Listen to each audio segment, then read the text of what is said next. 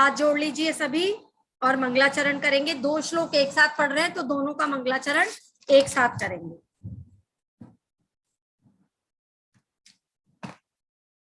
हाँ, आंखें बंद, हाथ जोड़ लीजिए। क्रोध हिंसा रूपी सी डराता निज आत्म, शरण लिया प्रभु आपका भाग्य सी तत्क्षण। लोभ तृष्णा रूपी आग जलाती निज आत्म, जल रूपी कीर्तन बुझाता अग्नि को तत्क्षण। बोलिए देवादिदेव 1008 श्री आदिनाथ भगवान की जय। द्वादशांग जिनवाणी माता की जय। मानतुंग स्वामी जी की जय। बोलिए आचार्य गुरुवर श्री वर्धमान सागर जी विद्यासागर जी महाराज की जय। बोलिए महाराज की जय। मम गुरु धैर्य सागर जी महाराज की जय। एक प्रणाम मेरे माता पिता को, परिजनों को, जिन्होंने मुझे धर्म मार्ग पर आगे बढ़ने के लिए प्रेरित किया, और आप सभी आए हुए साथियों का तहे दिल से अभिनंदन और वंदन। चलिए चलते हैं श्लोक नंबर 39। ये जो श्लोक नंबर 39 है, ये सिंह शक्ति संहारक श्लोक है।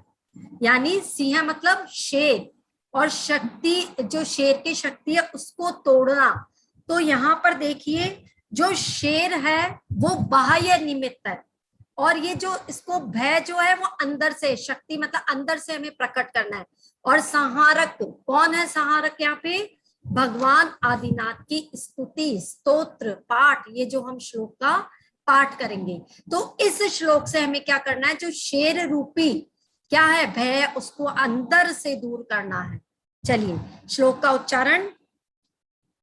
भिन्ने भकुंभगल ज्वल शोणिताक्त, मुक्ता फल प्रकर भूषित भूमि भाग, बद्ध क्रम क्रम गतम हरिणाधिपोपि, नाक्रामति क्रम युगाचल संश्रितम ते। एक बार वापस से पढ़ रही हूँ। भिन्ने भकुंभगल ज्वल शोणिताक्त, मुक्ता फल प्रकर भूषित भूमि भाग, बद्ध क्रम क्रम गतम हरिणाधिपोपि, नाक्रामति क्रम युगाचल संश्रितम ते। श्लोक में मानतुंग स्वामी क्या बता रहे हैं? जो पहले की 2 लाइनें हैं, उन 2 लाइनों में वो बता रहे हैं कि वह शेर कैसा है। शेर के बारे में बता रहे हैं कि कितना खूंखार, कितना भयंकर वो शेर है। भिन्नेभ, भिन्नेभ का मतलब है छिन्न भिन्न किए हुए हाथी को। अब आप सोचोगे बात तो शेर की है, यहाँ पे हाथी कैसे आ गया? क्योंकि क्या होता है, जब शेर को गुस्सा आता है ना, क्रोध आता है, तो वो हाथी को भी पछाड़ देता है। उसको पूरा, उसका जो गंडस्थल होता है ना हाथी का, वो कहते हैं सॉफ्ट पार्ट होता है उसका, तो वो अपने पंजों से क्या करता है, उस हाथी के गंडस्थल को ऐसे चीर देता है, फाड़ देता है उसको। तो भिन्नेब, भिन्नेब मतलब भिन्न कर दिया है हाथी को, छिन्न भिन्न कर दिया है हाथी को। कुंभ गलत, कुंभ गलत मतलब मस्तक से झरते हुए। अब कुंभ गलत का मतलब यानी उसके गंडस्थल से झर रहा है। उज्जवल, उज्जवल वर्ण वाले यानी श्वेत। शोणी ताकता, रक्त में सने हुए। शोणी, शोणी मतलब शोणित, शोणित मतलब रक्त, और ताकता उक्ता मतलब सने हुए। मुक्ता फलत, मुक्ता फल यानी मोती, प्रकर समूह, भूषित सुशोभित किया है। भूमि भाग है, भूमि भाग को क्या वर्णन कर रहे हैं मानतुंग स्वामी इसमें? कि ऐसा हाथी जिसको छिन्न भिन्न कर दिया है शेर ने, जिसके गंडस तल को चीर दिया है, और उसके चीरने से वहां क्या है, खून की धारा बह रही है। और कहते हैं हाथी जो होता है उसके मस्तक के अंदर गज मोती पाए जाते हैं। सभी हाथियों में नहीं, कुछ हाथियों में उनके मस्तिष्क के अंदर गज मोती मोती रहते हैं, जिसको हम गज मोती बोलते हैं। और एक बहुत कहानी भी फेमस है गज मोती की। तो कहते हैं हाथी के वहां गज वो मोती पाए जाते हैं। तो जब वो शेर क्या करता है, उसको चीर देता है गंडस्थल को, तो वहां से खून की धारा निकलती है। और खून की धारा जब निकलती है तो वहां पर जो मोती इकट्ठे थे, मोती एक नहीं है, मोतियों का समूह, यहाँ पे प्रकर शब्द आया यानी समूह। तो वो मोतियों के समूह भी उसके साथ में रक्त में सने हुए नीचे गिर जाते हैं, जमीन पर गिर जाते हैं, और वह जमीन की शोभा बढ़ा रहे हैं। यहाँ जो शोभा बढ़ा रहे उसको ज्यादा महत्व देना नहीं है, महत्व किसको देना है कि हाथी की क्या दशा है कि उसके मोती खून में भरे हुए और नीचे भूमि पर आकर के गिर रहे। फिर आगे देखिए, आगे की 2 लाइनों में क्या कह रहे हैं, हरि हरिणाधिप अपि, वैसे हरिणाधिपोपि शब्द है, तो इसके जब हम संधि विच्छेद करेंगे तो क्या बन जाएगा, ये हरिण प्लस अधिप प्लस अपि। तो हरिण मतलब तो सब जानते हैं आप, हिरण मृग, और अधिप मतलब मालिक, और अपि मीन्स भी। तो वो ऐसा शेर भी, अब कैसा शेर उसको आगे बता रहे हैं। क्रम गतम, क्रम मीन्स यहाँ पे देखिए एक ही श्लोक में मानतुंग स्वामी ने 3 जगह क्रम शब्द का यूज किया है, और इसका मीनिंग है चरण, पैर। तो देखिए ऐसा शेर भी क्रम गतम यानी पंजे, जो शेर के पंजे उसके बीच में पड़े हुए ते आपके क्रम युगाचल। अब आपके क्रम युगाचल, क्रम मीन्स तो मैंने पहले ही बताया क्या लिया है, चरण, और युगा, युगा मीन्स 2, और अचल यानी पर्वत के समान। यहाँ पे अभी मैं बताऊंगी पर्वत के समान वर्ड यूज किया है। तो ऐसा शेर जो अपने पंजों में पड़े हुए, कोई भी व्यक्ति जो आदिनाथ भगवान का भक्त है, अगर ऐसे शेर के पंजों में कौन पड़ा हुआ है, आदिनाथ भगवान का भक्त, तो और कैसा आदिनाथ भगवान का भक्त, जिसने क्रम युगाचल चरण रूपी युगल पर्वत के संश्रितम आश्रय ले लिया है ना। ऐसे शेर, ऐसा शेर जिसके पंजे में वो पड़ा हुआ है आदिनाथ भगवान का भक्त, जिसने भगवान का आश्रय ले लिया, तो क्या होता है, बद्ध क्रम है, बंधे हुए पैर वाला होकर भी न आक्रमति, आक्रमण नहीं करता है। वह ऐसा खूंखार शेर भी उस आदिनाथ भगवान के भक्त को कुछ नहीं करता है, जिसने आदिनाथ भगवान की शरण ले ली है। अब मैंने कहा था क्रम युगाचल शब्द इसलिए यूज किया है क्योंकि आप देखिए जो शेर होता है ना, वो जमीन पर जो पड़े हुए जो भी जमीन वाले आदमी होते हैं वो उनपे आक्रमण करता है। सामान्य रूप से उनको पर्वतों पर ऐसे चढ़ते हुए नहीं देखा जाता है। तो यहाँ पे भगवान के चरणों को किसकी संज्ञा दी है, पर्वत की, यानी जिसने पर्वत की वो ले ली, शरण ले ली। तो ऐसा शेर जो खूंखार है, जो जान लेने के लिए आतुर है, वह भी हमारा कुछ नहीं बिगाड़ सकता। इसकी शॉर्ट में अर्थ देख लीजिए एक बार, क्या कह रहे हैं मानतुंग स्वामी। मानतुंग स्वामी यहाँ पे हमें बता रहे हैं कि हे प्रभु, शिकार के आवेग से भरा हुआ शेर भी है ना, शिकार के आवेग से मतलब खूंखार जो शेर है वह भी उस शिकार का कुछ नहीं बिगाड़ पाता, जिसने आपके द्वय चरण जो पर्वत के समान है उसके शरण ले ली है। अब यहाँ पे जो बद्ध क्रम शब्द लिया है, बद्ध क्रम शब्द का मतलब क्या है कि जब क्या होता है, शेर आक्रमण करने वाला होता है ना किसी पे, तो वो क्या करता है, एक अपनी पोजीशन क्रिएट करता है, पहले अपने पीछे वाले दोनों पैरों को एक साथ कर लेता है, जैसे कि उसको आक्रमण करना है ना। जब हमें भी स्टेप रखने होते हैं ऊपर, तो हम हमारी एक अलग से पोजीशन बनाते हैं, ऐसे ही शेर भी बनाता है।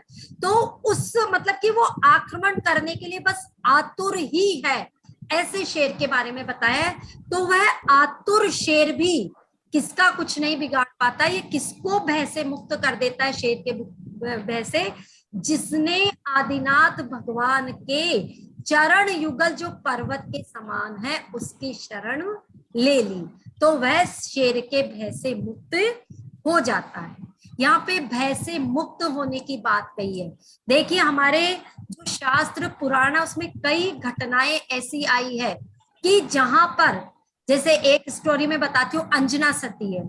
अंजना सती को जब उनके पति ने निकाल दिया था 22 साल के लिए, मतलब उनको त्याग दिया था, जब उनके बेटा होने वाला था और उसको त्याग दिया था, तब वो जंगलों में भटक रही थी और एक गुफा में जाकर के वो ठहर गई थी कि ठीक है मैं यहीं पे अपना अब बाकी का जीवन बिताऊंगी।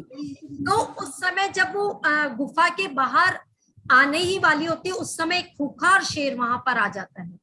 अब ये घटना उस समय की नहीं है जब ये आदिनाथ स्तोत्र बना था, ये भक्तामृत स्तोत्र, उससे पहले की बात है, मुनि सुव्रतनाथ भगवान के टाइम की बात है।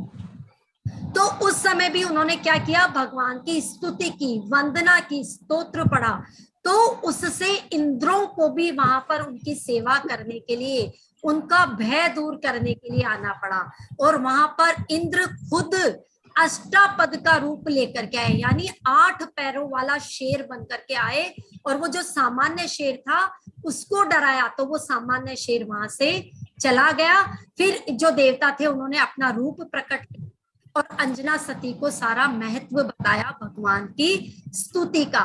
तो कहने का मतलब ये है, ये देखो एक घटना तो मैंने बताई कि भय दूर हो गया, लेकिन आप देखिए जो सुकौशल मुनि है, सुकौशल मुनि पे तो किसने खाया था, सबको पता है, शेरनी ने ही आक्रमण कर दिया था। और वो उसी गति से क्या है, वीर गति भी कहेंगे हम, देव गति को उन्होंने प्राप्त कर लिया था। तो उस समय भी सुकौशल मुनि जो अपनी ध्यान अवस्था में लीन थे, उन्होंने उस मार्ग को नहीं छोड़ा। शेर भले वो कहते हैं खा रही है शेरनी तो मुझे खाने दो, वह मेरी आत्मा को कुछ नहीं कर सकते, अगर मैं मर गया तो मर गया, मरना तो वैसे भी निश्चित है, मरण तो निश्चित है। कहने का मतलब उनका जो भय था अंदर से मरने का उसको खत्म कर दिया। जो स्तुति है, भगवान का वंदन है, तो उसके करने से अंदर का डर खत्म होता है। तो इसका जो आध्यात्मिक अर्थ है, ये तो हमने बाहरी बाहरी अर्थ देखा कि शेर है वो आक्रमण नहीं करता है और बल्कि वो खुद ही उनकी शरण में आ जाता है। ये तो हमने स्तोत्र का मोटा मोटा अर्थ समझा, लेकिन जो आध्यात्मिक अर्थ है, शेर किसका प्रतीक है, कौन बताएगा शेर किसका प्रतीक है? मैंने पहले भी एक बार बताया था ना, शेर क्रूरता का प्रतीक है और क्रोध का प्रतीक है, अंदर हमारे जो क्रोध रूपी कषाय है उसका प्रतीक है। तो ये जो क्रोध रूपी कषाय है ये क्या कर रही है, हमारे जो रिश्ते हैं उन रिश्तों को बिगाड़ रही है। जब हमें गुस्सा आ जाता है, हम कभी कहते हैं ना यार उसको देखते ही तो मेरा मन जो है खट्टा खट्टा हो जाता है, उसको देखते ही मुझे बात करने की इच्छा ही नहीं होती, इसलिए मैं तो बोलती नहीं हूँ उसके सामने। तो ये क्या होता है, एक डिस्टेंस आ जाता है पारिवारिक रिश्तों में, संबंधों में। तो हमें उस भय को निकालना है, मतलब ये जो क्रोध की वजह से जो क्रिएट हुआ ना, हमारे आपसी संबंध बिगड़ रहे हैं, आपसी मन मुटाव हो रहे, तो उस क्रोध रूपी शेर को अपने अंदर से निकालना है। हमें जो बाहरी शेर दिख रहा है ये आए या नहीं आए हमारी लाइफ में, इसकी तो गारंटी नहीं है, लेकिन क्रोध तो हमारे प्रतिपल प्रतिक्षण लगता हमारे साथ ही है। कभी हम किस पे गुस्सा करते हैं, कभी किस पे गुस्सा करते हैं। तो उस गुस्से को अपने अंदर से निकालने के लिए हमें कहाँ वर्कआउट करना है, अपने भीतर, अपने अंदर। एक छोटी सी कहानी सुनाती हूँ, पंचतंत्र में से ही वो कहानी मैंने ली है।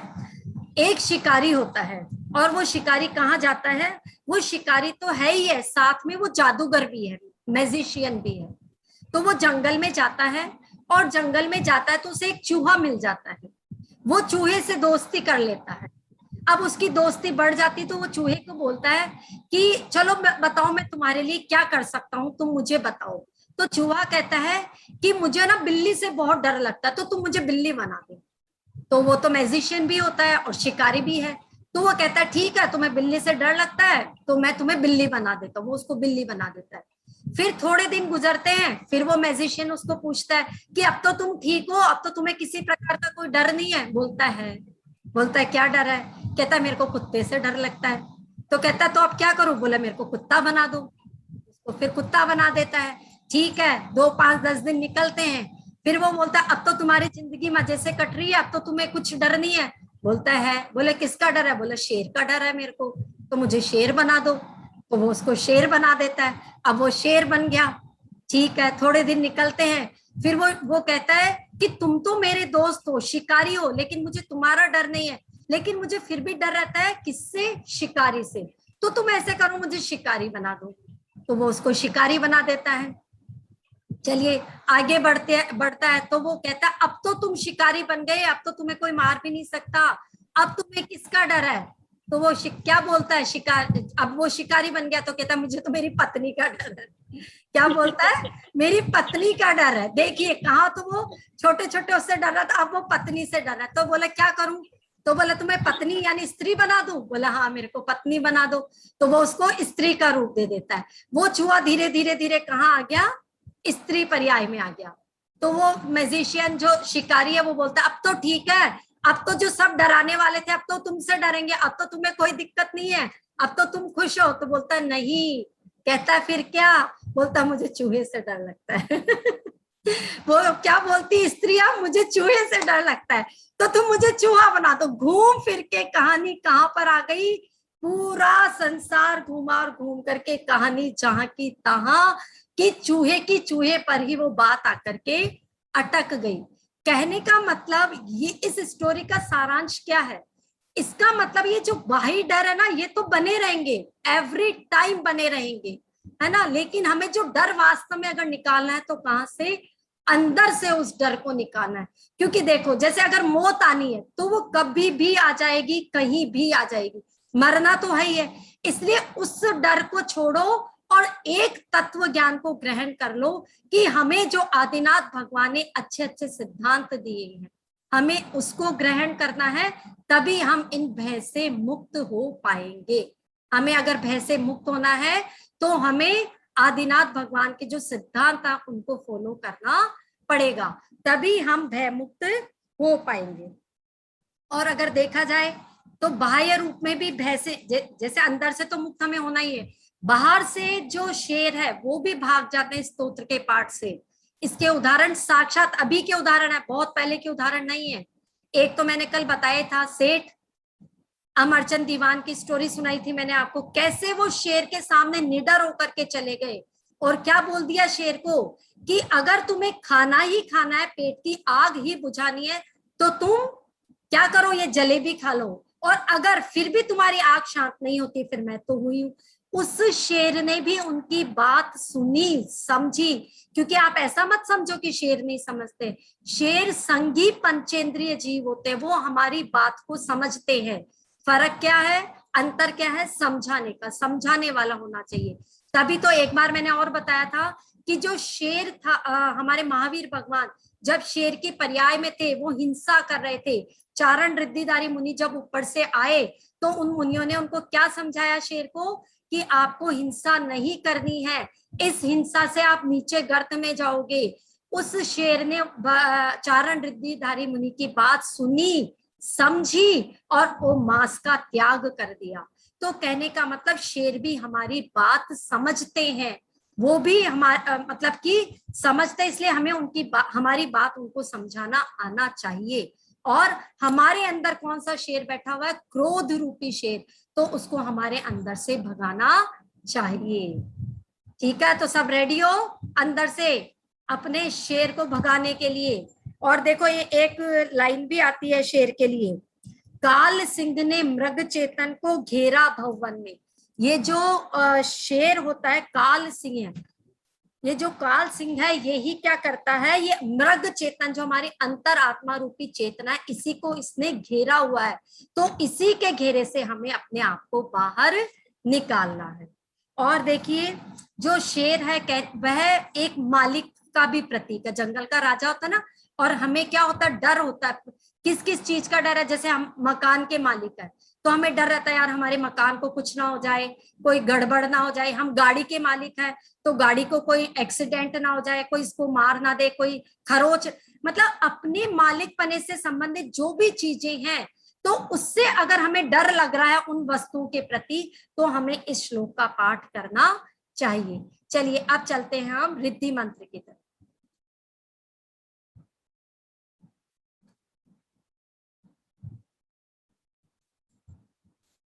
हाँ, रिद्धि देखिए।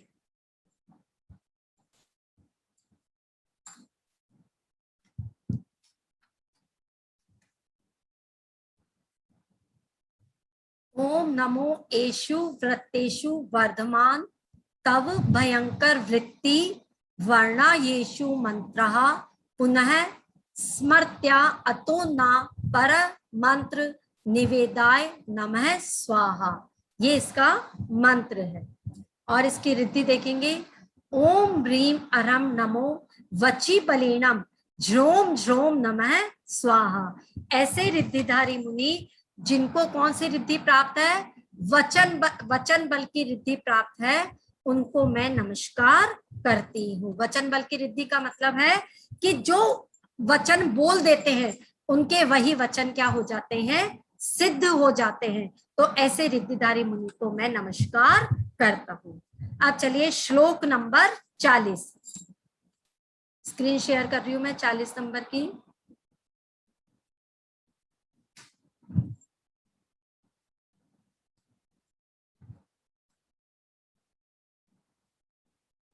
ये है सर्वाग्नि शामक, यानी चारों तरफ अग्नि लगी हुई है और उस अग्नि को बुझाना है। तो उस अग्नि रूपी भय को तोड़ने के लिए कौन सा श्लोक का पाठ करना है, श्लोक नंबर 40। चलिए पहले मैं उच्चारण कर रही हूं। कल्पान्ति काले पविनो धतवन्नी कल्पम दावानलं ज्वलितमुज्ज्वलमुत्स्फुलिङ्गम् विश्वं जिघत्सुमिव सम्मुखमापतन्तं त्वन्नाम कीर्तनजलं शमयत्यशेषम्। इसकी जो पहली वाली लाइन है उसमें क्या पढ़ना, वहन्नी वहन्नी, और जो दूसरी वाली लाइन है मुत्स पुलिंगम, आधा तय आधा से, तो उसको कैसे पढ़ेंगे, मुत्स आधा तय आधा से, मुत्स पुलिंगम। थर्ड लाइन जिघत सुमीव, ये जो हार्ड वर्ड्स थे वो मैंने आपको बताए हैं। चलिए अब इसके चलते हैं हम अन्वयार्थ यानी इसके शब्दार्थ की तरफ। मानतुंग स्वामी अब बात कर रहे हैं जंगल की अग्नि के बारे में, और कैसे जंगल की अग्नि है, कल्पांत काल की यानी प्रलय काल की, बहुत भीषण, पवनोद्धत, पवन से उत्तेजित। क्या होता है, अगर एक जगह छोटी सी आग लग जाए और प्रलय काल की वायु चल रही है प्रचंड, तो वो क्या करती है, उस छोटी सी अग्नि को उठा उठा करके दूसरी जगह फेंकती है और जंगल के जंगल, शहर के शहर तहस नहस कर देती है। तो ऐसी अग्नि के बारे में बता रहे हैं मानतुंग स्वामी। वहन्नी कल्पम, उस अग्नि के सदृश्य, ज्वलितम ज्वलित हुई, उज्ज्वलम उज्ज्वल, और उत्स्फुलिंगम ऊपर को फुलिंगे उड़ाने वाली, मतलब कि ऊपर की तरफ जिसकी चिंगारियां चल रही है, एक तो छोटी सी अग्नि और एक बड़ी बड़ी जिसकी लपटें ऊपर उठ रही है और चिंगारियों को ऊपर उठा उठा करके वो हवाएं फेंक रही है, और उससे आसपास के पेड़ जल रहे हैं और वो दूसरे पेड़ों को भी जला रहे हैं। इतनी भीषण कहाँ की अग्नि है, ये प्रलय काल की अग्नि है। तो इव मानो, कैसी है वो, अब विश्वम समस्त संसार को, सारे विश्व को, जिघत सुम दावाग्नि को यानी उस जंगल की अग्नि को क्या कर देगी, खत्म कर देगी। ऐसा लग रहा है ऐसी अग्नि जो प्रलय काल की हवा से ऊपर लपटे की लपटे उठ रही है, चिंगारियां फैल रही है, और ऐसा लग रहा है मानो वह दावा नल की जो अग्नि है वो पूरे संसार को अपने आगोश में ले लेगी, पूरे संसार को खत्म कर देगी। इतनी भयंकर आग है। लेकिन डरने की बात नहीं है। क्यों?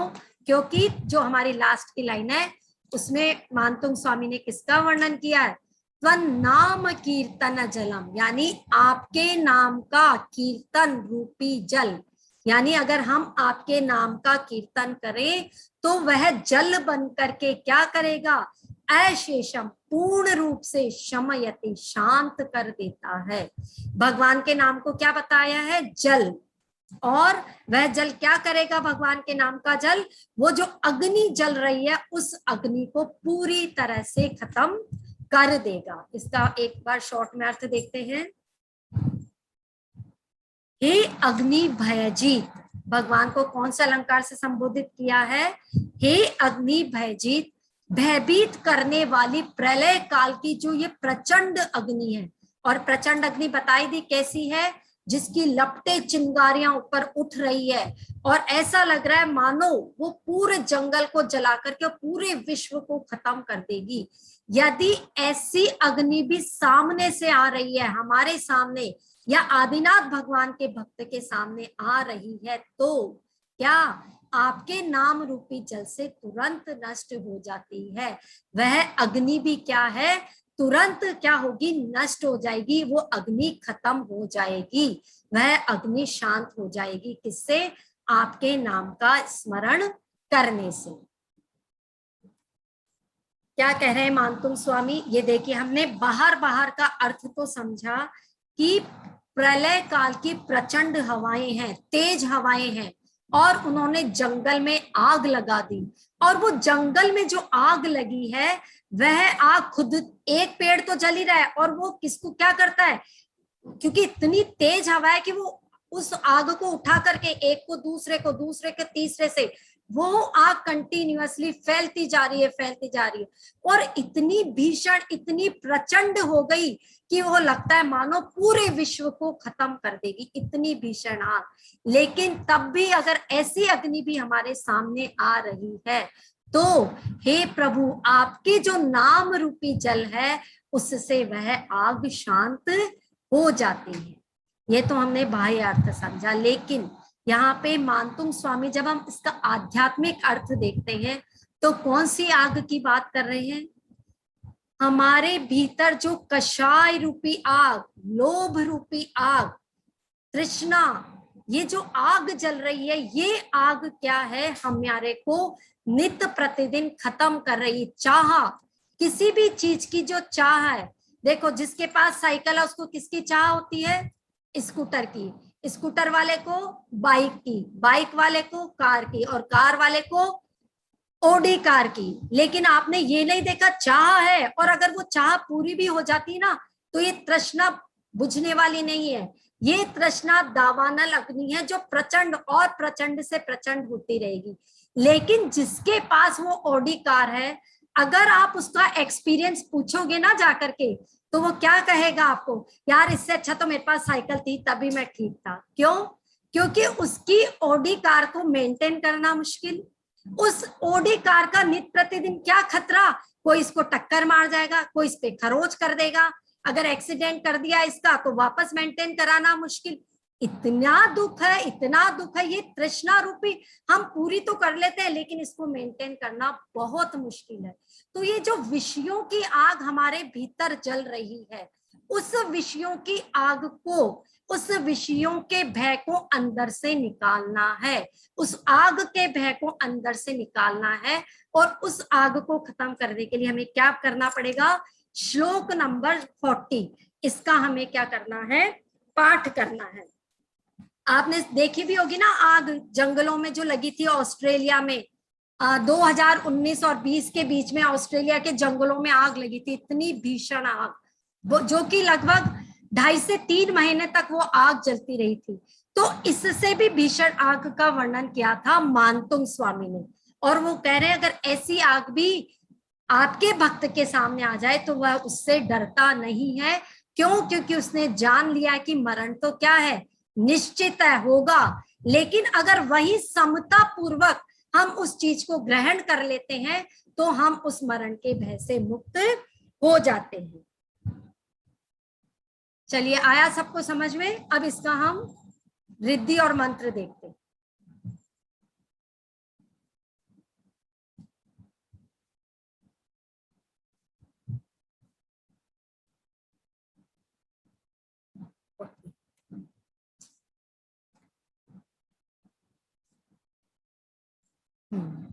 अग्नि प्रकोप शामक मंत्र है ये, ओम ह्रीम श्रीम क्लीम राम ह्रीम अग्निमुप शमनम शांतिम कुरु कुरु स्वाहा।